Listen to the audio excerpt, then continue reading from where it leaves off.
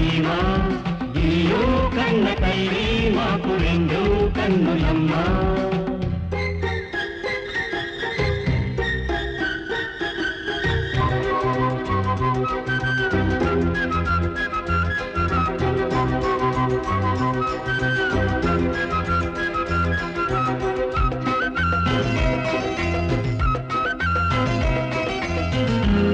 విలువనే మరచి పాడుపడ్డ లోకంలో ప్రేమ శిఖరమై వెలిగే ఇంటి పేరు అనురాగం.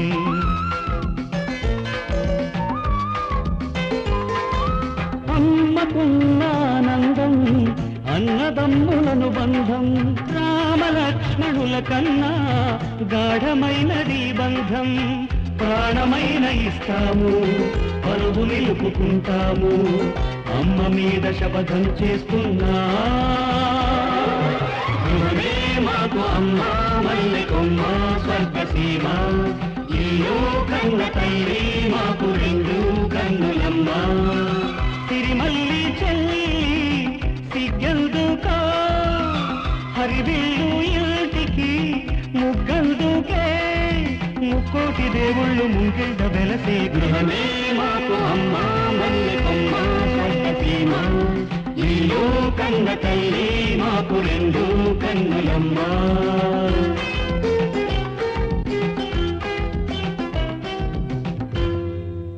ఇది దొంగకోళ్ల కన్నారావు ఇల్లు. ఇతని పేరు డిడి, అంటే అసలు పేరు దొంగకోళ్ల దైవాధీనం. ఇతను డిడి తండ్రి, షార్ట్ కట్లో డీకే అంటారు. అసలు పేరు దొంగకోళ్ల కన్నారావు. నగరంలో ఎక్కడ స్థలం దొరికితే అక్కడ ఆక్రమించుకునే భూబకాసురులు ఇద్దరు. ఇది 1962లో చైనాతో భారతదేశం యుద్ధం చేసినప్పుడు చైనా వారు ఆక్రమించుకున్న భూభాగం. ఇది 1966లో పాకిస్తాన్తో భారతదేశం యుద్ధం చేసినప్పుడు పాకిస్తాన్ వారు ఆక్రమించుకున్న భూభాగం. నానా, యుద్ధం అయిపోయిన తర్వాత మన భూమిని మనం తిరిగి తీసుకోలేదా? మనం ఆక్రమించుకున్న భూభాగాలు వదిలిపెట్టేశాం, కానీ వాళ్ళు ఆక్రమించుకున్న భూభాగాలు తిరిగి ఇవ్వలేదు. ఎందుకని? భారతీయుల హృదయాలు బంగాళాఖాతం అంత విశాలమైనవి బాబు. మనకి ఇవ్వడమే కానీ తిరిగి తీసుకోవడం అలవాట్లేదు. మరి మనకు అలాంటి అలవాట్లేదా? మనకు దోచుకోవడం దాచుకోవడమే తప్ప దానం చేయడం అలవాట్లేదు బాబు. అయితే ఇప్పుడు మనం ఏం దోచుకోబోతున్నాం? ఈ హైదరాబాద్ నగరంలో బంజారా ప్రాంతాన్ని భవిష్యత్తులో అక్కడ గజం వేలల్లో పలుకుతుందని జ్యోతిష్కులు చెప్పారు. రోడ్డు నెంబర్ 9లో మనకు స్థలం ఉంది.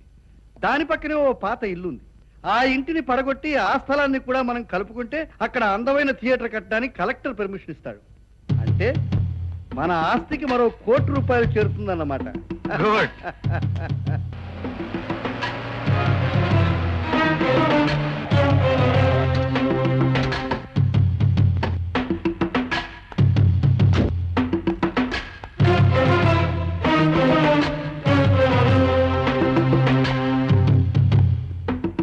వెడల్పు 136.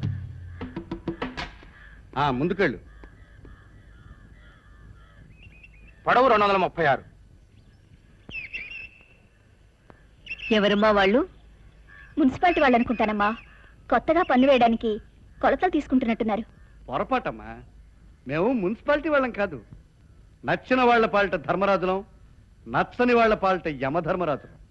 ఇంతకీ మీరెవరో చెప్పలేదు. అది చెప్పే ముందు మీరెవరో నేను చెప్తాను. మీ పేరు సావిత్రమ్మ. కేసరి హై స్కూల్లో టీచర్గా పనిచేస్తున్నారు. 3 కొడుకులు, పెళ్లికి దీని కూతురు పక్కనే ఉంది. ఈ ఇల్లు కట్టుకుని 25 ఏళ్ళయింది. ఇప్పుడు మీ అవసరానికి అమ్ముకుంటే అనాకానికి కూడా ఎవడు కొండు. అధిక ప్రసంగం చేస్తున్నారు. మీరు పొలిటికల్ లీడరా? లిటిగేషన్ లీడర్ని. భూపకాసురుడు అన్న పేరు మీరు వినే ఉంటారు. ఈ ఇంటికి తూర్పున ఉన్న ఇల్లు నాది, పడమర ఉన్న స్థలం నాది కాదు, అయినా ఆక్రమించుకున్నాను. ఉత్తరాన ఉన్న స్థలాన్ని నేను ఆక్రమించుకున్నాను కనుక ఇప్పుడు అది నాది. కానీ ఈ ఇల్లు ఆక్రమించుకుందామని కాదు. ఆక్రమించుకోవాలనుకున్నా వీలు పడదులేండి. నాకు పులుల్లాంటి 3 కొడుకులున్నారు. ఆయన ఎవరో తెలియకుండా మాట్లాడుతున్నారమ్మా. ఆయన ఇంటికి వెళ్లి ఆయన్ని అనరాని మాటలంటే ఆయనెవరో తెలుసుకోవాల్సిన అవసరం నాకుంటుంది. కానీ నా ఇంటికొచ్చి ఈ ఇంటిని కొనుక్కుంటున్నట్టుగా నైరుతి ఈశాన్యమైన లెక్కలు వేస్తే నా పెద్ద కొడుకు ఒక్కడు చాలు మిమ్మల్ని అందరినీ ఊరికి ఉత్తరాన ఉన్న శ్మశానంలో పంపడానికి. ఓకే, కానీ మేం వీక్ కాదని తెలుసుకోండి. పోనీ డబ్బిస్తాను, బ్లాక్ లో వైట్ లో. ఆ డబ్బు జబ్బులు మీకు, మాకున్నవి ఆప్యాయతలు ఆత్మీయతలు. ఈ ఇంటితో మాకున్న అనుబంధాన్ని కాసులు ఖరీదు చేయలేవు. మర్యాదగా మీరొచ్చి దాన్ని వెళ్ళండి. డీకేతోనే డి అంటున్నావు కదూ, చూస్తాను. రావయ్య తాత రా, నీకోసం ఎదురు చూస్తున్నాను అండి. తీసుకువెళ్ళడానికి వచ్చాను. ఈ రోజే పాట అయింది, పాడిన వాళ్ళకి డబ్బు కట్టాలి. ఇప్పుడు డబ్బు ఎక్కడ ఉందయ్యా? అంతా కన్స్ట్రక్షన్ లో పెట్టామే. కస్టమర్స్ ని 4 రోజులు ఆగమని చెప్పలేవు. టీడీ గారు, మన చిట్ ఫండ్ కంపెనీ ఈ మధ్యనే పెట్టాం. మనం ఇలా చేస్తే కంపెనీకి బ్యాడ్ నేమ్ వస్తుంది, జనం వచ్చి మన కంపెనీ మీద పడతారు. సరే, క్యాషియర్ ఫోన్ చేస్తాను, వెళ్ళి డబ్బు తీసుకో. అలాగే.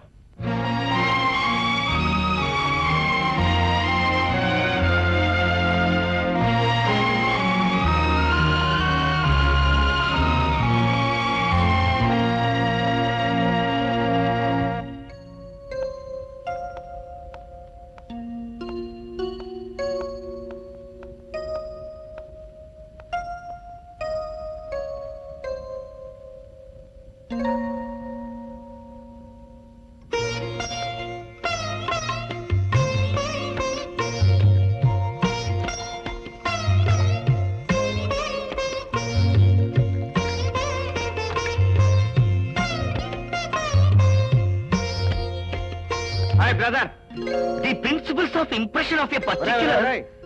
ఊరికే కథలు వినిపించే ఇక్కడ ఇంజనీర్ నిద్రపోతే ప్రాజెక్ట్ కూలిపోతుంది. టీ తాగి చదువు. అలాగేనయ్యా.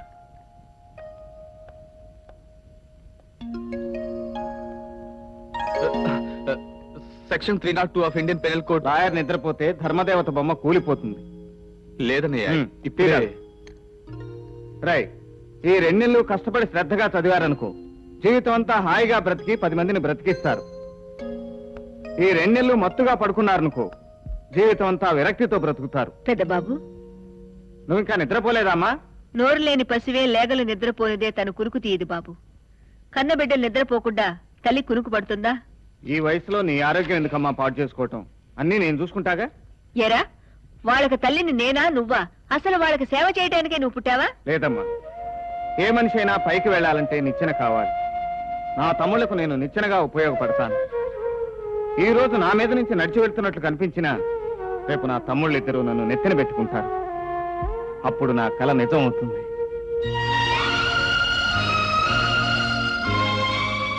నీలాంటి వ్యక్తిని ఈ లోకంలో నేను చూడలేదు బాబు.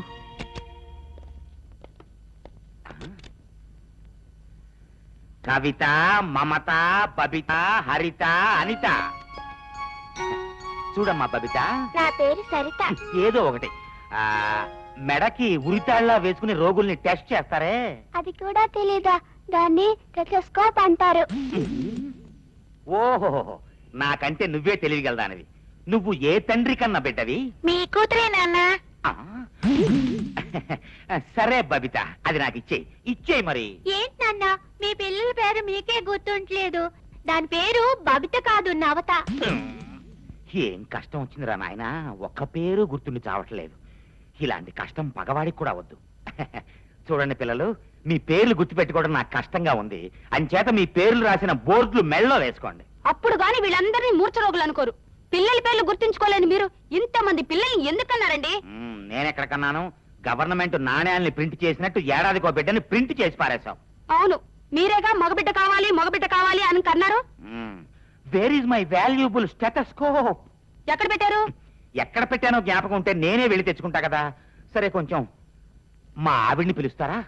మహాప్రభు, నేనే మీ ఆవిడ్ని. అన్నయ్య, ఇదిగో నీ స్టెథోస్కోప్. థ్యాంక్స్ అమ్మా, చాలా థ్యాంక్స్. నువ్వు ఈవిడ చెల్లెలివా? అన్నయ్య, రోజు రోజుకి నీ మధ్య వరపు చాలా ప్రమాదకరమైన పరిస్థితులకు దారి తీస్తోంది. ఒకసారి టెస్ట్ చేయించుకోకూడదు? చేయించుకుంటాను గానీ ఇది ఎక్కడ దొరికింది నీకు?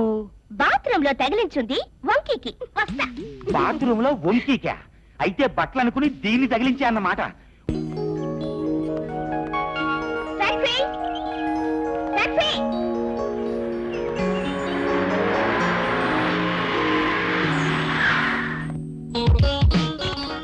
గాంధీనగర్.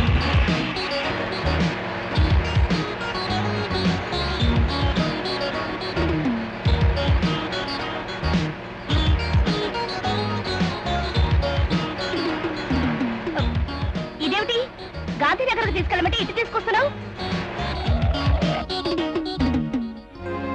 నువ్వా?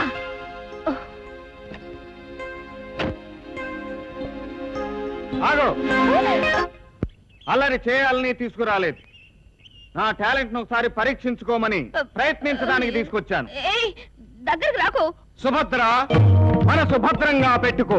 బలాయుధుడైన నీ పెద్దన్న బలరాముడు బల ప్రదర్శన చేసిన, చక్రధారి అయిన నీ చిన్నన్న కపటోపాయంతో కాకుండా చేయాలని యత్నించిన యుష్మదీయ మానసము ఆత్మదీయము.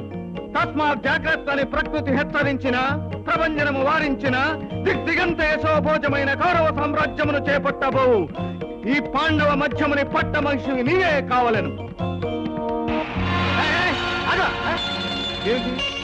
వేరే లెవెల్లో వీరార్జునుడు డైలాగులు చెప్తుంటే పారిపోతుందేమిటి?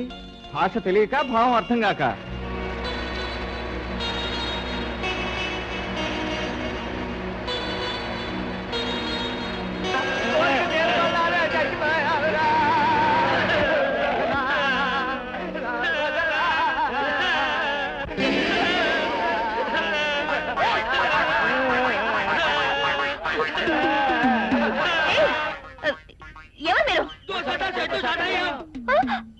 అంటే దుర్యోధనుడు, దుశ్శాసనుడు, కర్ణుడు, శకుని అన్నమాట.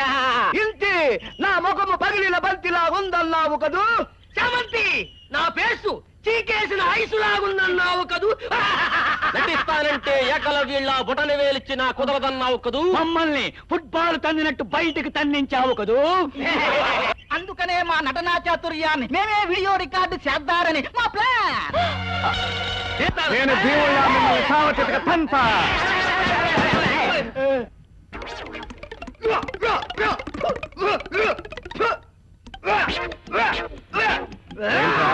నువ్వు కొట్టే దెబ్బ ఒక్కటి తగలటం లేదు. సినిమాలో స్టంట్ గ్రూపులు యాక్ట్ చేసావా?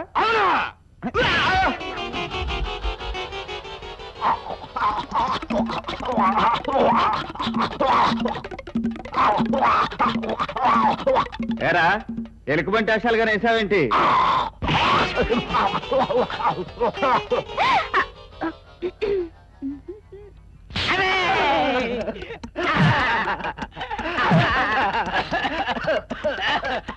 చూస్తే చచ్చేలా ఉన్నారు. పక్కనే ఉంది, వెళ్ళి హాస్పిటల్లో చేరండి.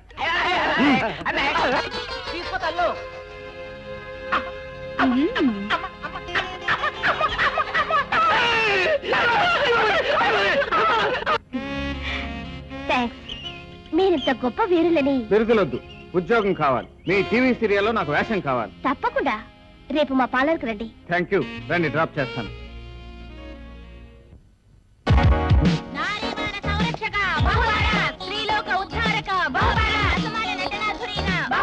చూడండి అమ్మాయిలు, నాకు కావాల్సింది ఈ పరాకులు చిరాకులు కావు, టీవీలో ఉద్యోగం.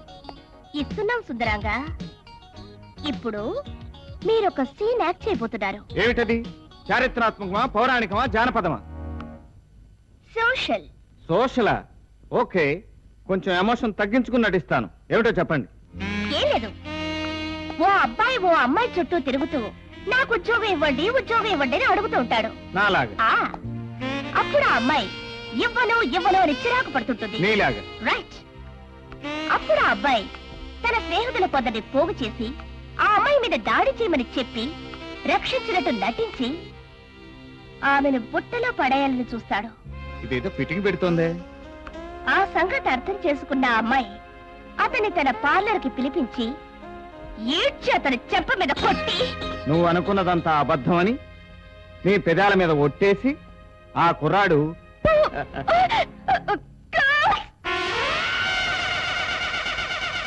ఆగండి అమ్మాయిలు, నేనెంత దర్జాగా వచ్చానో అంత హుందాగా హీరోలా వెళ్ళిపోగలను. మీ అవసరం లేదు.